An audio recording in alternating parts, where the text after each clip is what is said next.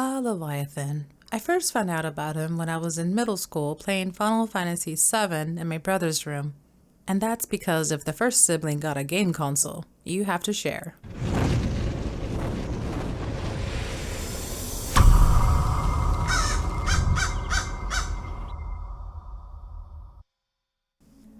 Hello lords and ladies, today we will talk about Leviathan, share Leviathan artwork and my own. It's an all Leviathan club tonight, and membership is free. Before we begin, here's my original sketch. And now if you compare this to my finished product, this one looks like a hunchback Leviathan who has been in quarantine for far too long. In this video I will focus on his appearance, but I will leave links of other YouTubers who did a remarkable job in covering Leviathan's origin. If you want to share some of your own insight, please leave them in the comment below or on my blog at mrNepa.com. So, who is Leviathan? Wikipedia says, and I quote, "The Leviathan of the Book of Job is a reflection of the older Canaanite Lotan, a primeval monster defeated by the god Bad-Hadad." End quote. The reason I mention the Book of Job is because other texts describe him in a different way. In the Old Testament, Leviathan was mentioned 5 or 6 times and is described as, well, a monster. In other verses, he symbolizes an eternal message, becoming a foul entity that dominates one's soul. But now that we know he can be both physical and non-physical, what does he look like? This is where I ask many questions. Is he a serpent? Is he a dragon? Is he Free Willy? 7 heads. I have my own copy of the Bible, NIV, large print, and the study edition. So when I looked up Isaiah 27, I thought it was strange that "in that day" was mentioned twice, both in the first and second verse.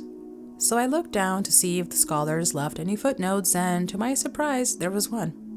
Now, the passage was talking about the deliverance of Israel, but the footnote said that "in that day" was referring to Leviathan and God battling it out. But the reference was from an ancient Armenian literature, where Leviathan is a 7-headed monster with the name Tannin.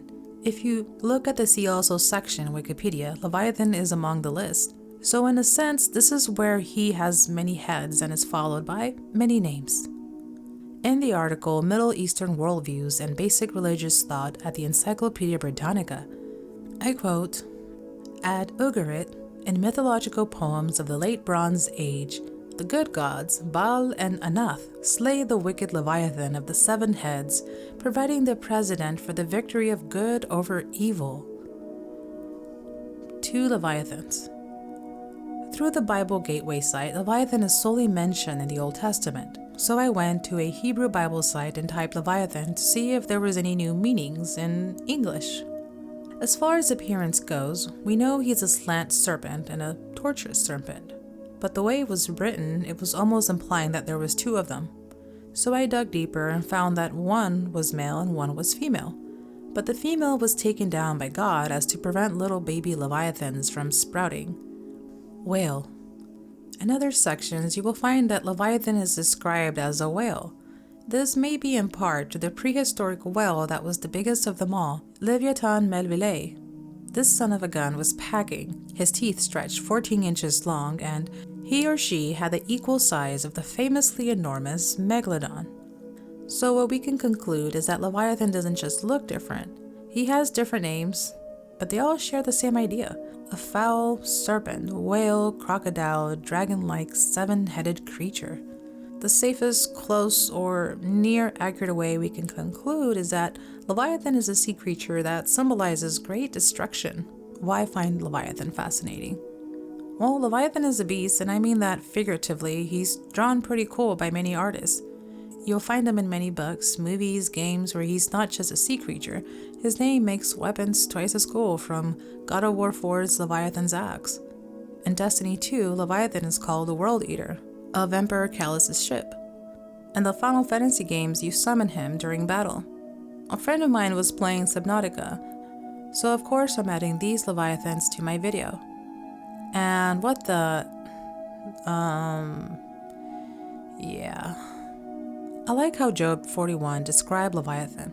From his ruthlessness, strength that narrowed down to its features, It's because of this passage that ultimately inspired me to draw the Leviathan for my book series. I decided to stay with the serpent with dragon-like features because dragons are my weakness. I hope this inspired you and gave you some creative insight for your Leviathan, whether you're drawing him, writing about him, or need some new perspective. I want to give a big thank you to all the artists who gave me permission to share their artwork. If you want to check them out, I will leave a link of their Instagrams and DeviantArt below. To those of you who subscribed, thank you. If you want to know more about Leviathan that I did not mention in my video, you can go ahead and check out my blog. Now, before I go, I will be putting up March of the Few from my unlisted section. So if you happen to see it, know that it's a song from the Blackwing series. Okay, this is the part where I stop talking, I put on some really good music, and I share my Leviathan. Until then, stay safe out there.